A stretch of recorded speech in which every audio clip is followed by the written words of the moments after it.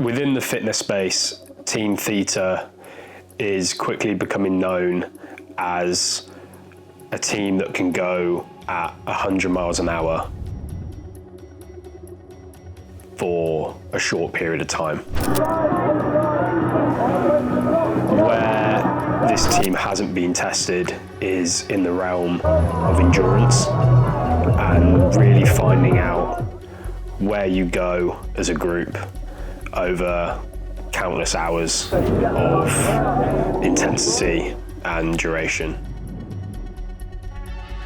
The 247 event at Rivington was an opportunity to show that and really showcase what this team is made of.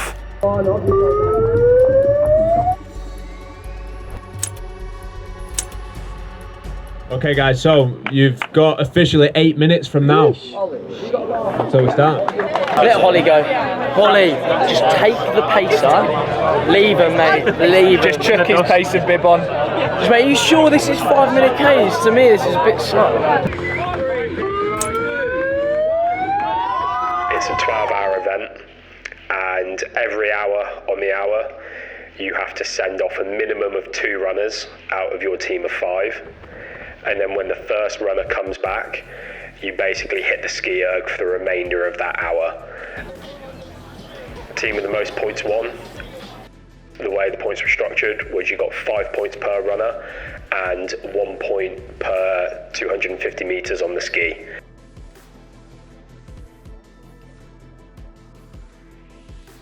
In terms of the team, Travis was always going to be involved because he found the event and pushed me to get the brand and everything involved.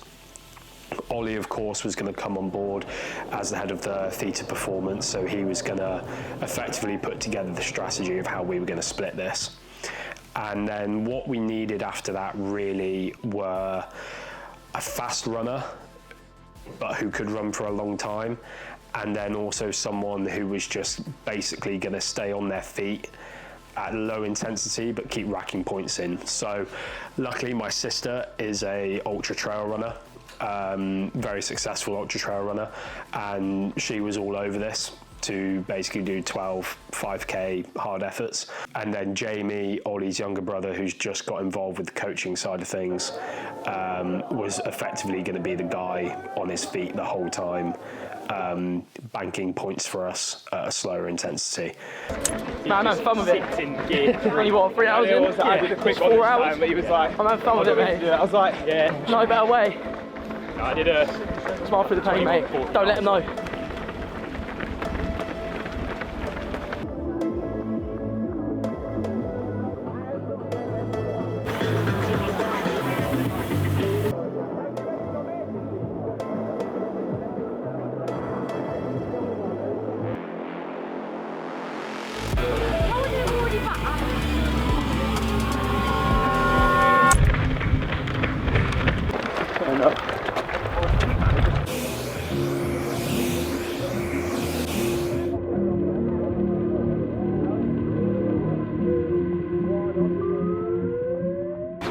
Yeah, where Ollie and Holly have bolted it off, we can afford to hold back, so we'll only have 2 on the ski.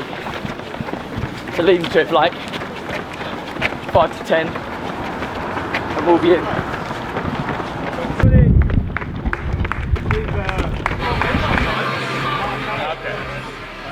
Represent did really well was they had scores on the doors basically on a massive leaderboard after every single hour interval. So in terms of seeing how many points behind you were, or you know, where you needed to make ground, you'd be able to see it after every effort.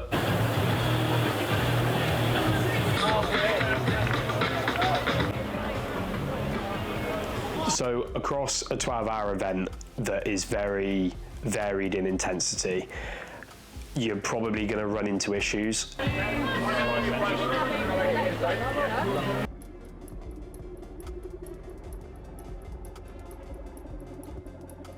This wasn't a race that was just at a constant, easy pace to get through the 12 hours. For the runners, this was a hard effort followed by as much recovery as you could get in on the ski, so it was very up and down for them. And with an event like that, you're probably going to run into some issues. The first one that we ran into was Holly having some joint pain in her knees and ankles, which we were kind of expecting as a group, considering she'd done a Sky Ultra 5 days beforehand. So we knew it was a potential reality that she was going to have to take a break at some point, and that happened at around hour 6.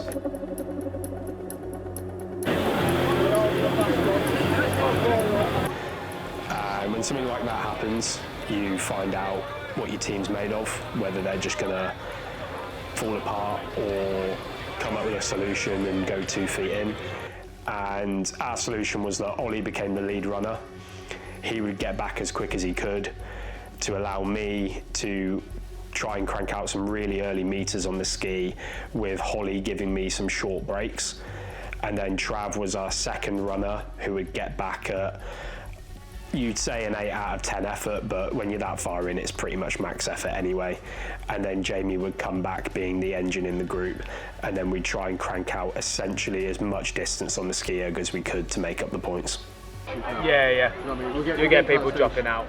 But the thing is, if I can get a big enough lead on that run, I reckon, I don't think I'm going to win it because I've got 4 of them.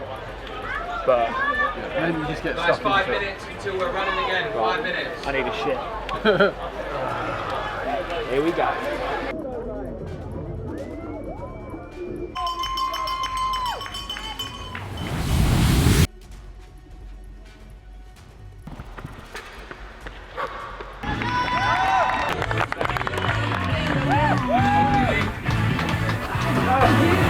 Long. 2 minutes. Fuck.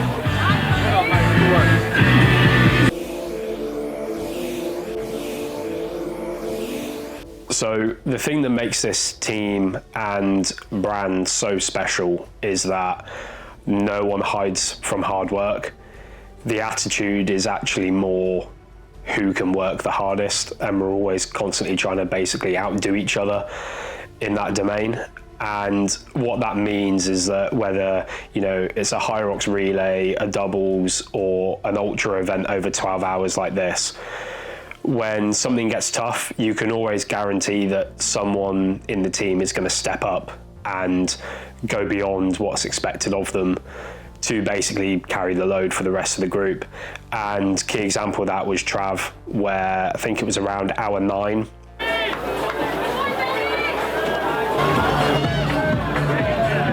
He'd already been running for 9 hours at that point and doing ski erg intervals and all the rest of it. And with Holly having to take a back seat, Ollie became the lead runner. But we knew he was going to have to take a rest at some point because he couldn't just keep sending these 5Ks and going hard on the ski erg as well. And it got to about hour 9 and I looked at Trav and I said to him, mate, you're going to have to hit a run here and you're going to have to run very, very quick. And he didn't even bat an eyelid. He just went, yep, fine. Give me 5 minutes and I'll be at the start line. And that's exactly what he did. Went out, ran a 20-minute 5K, came back in, and then allowed me to keep cracking on the ski erg and get some meters in. So when someone in your team has that attitude, when you're really in a hole, it just gives so much energy to the rest of the group, because you know, no matter what happens, no matter how tough this race is going to get, that someone else in the team is always going to be there to kind of just got your back and make sure that you're going to get through it and do well.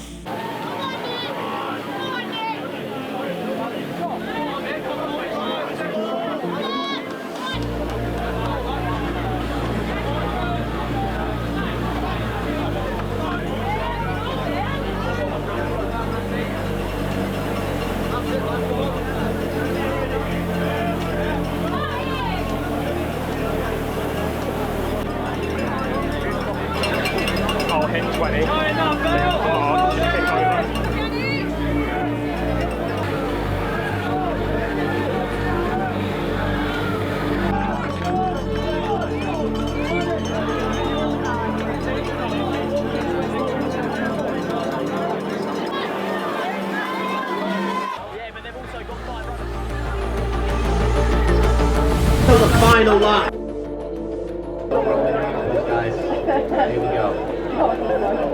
Let's go.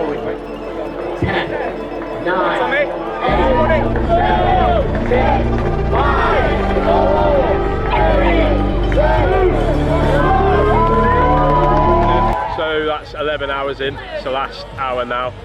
I think Ollie and Trav are gonna ping it as hard as they can to get back, and then I'll do 30 seconds hard, they'll do 10-second recovery each to allow me to do another 30 seconds hard.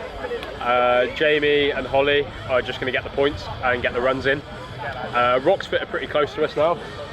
I don't know how updated the scores are, but Charlie's just started pulling 18-minute 5Ks out of his arse. Fucking 10 hours into to an ultra, as you do. So yeah, it's gonna be tight, but we just got to mince the ski basically on this last hour.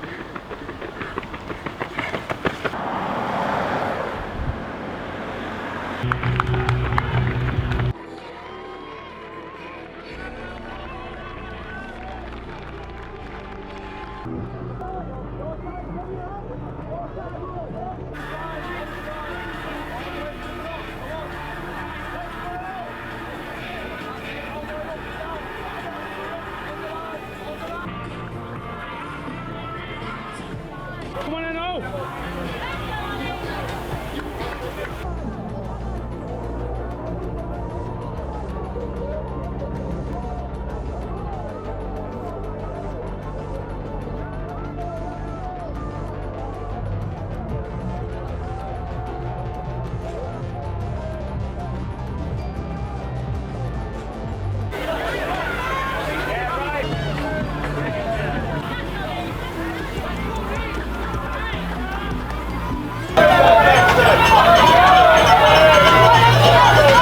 Hitting a flow state as a team is incredible because no one has to say a word and everyone just knows what the deal is.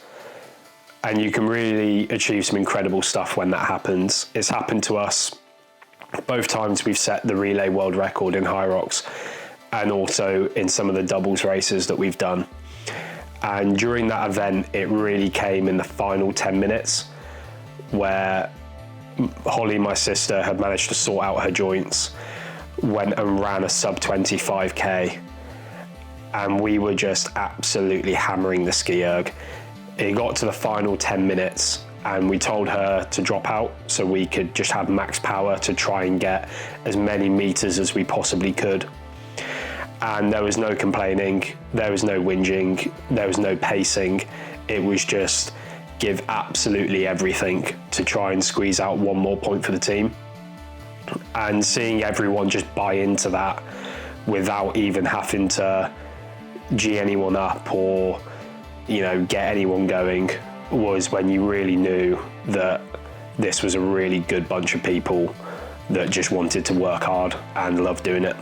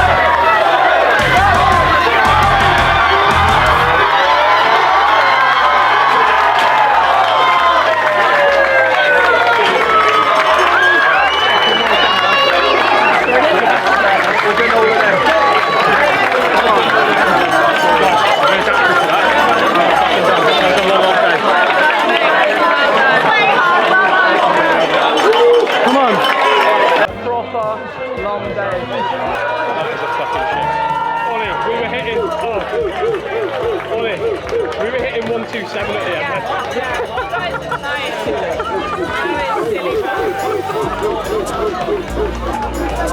After 11 hours. I think we came 4th in the end. 4th or 5th, we're not sure yet, haven't seen the scores. Fucking, that was a long slog, 12 hours. I think we hit over 11k on the ski at the end after 11 hours, so Yeah, what an event, and Represent have absolutely nailed that today, so we'll definitely be coming back next year. But yeah, we'll be back soon, probably in about a week or two, back into high rocks training for the season coming up.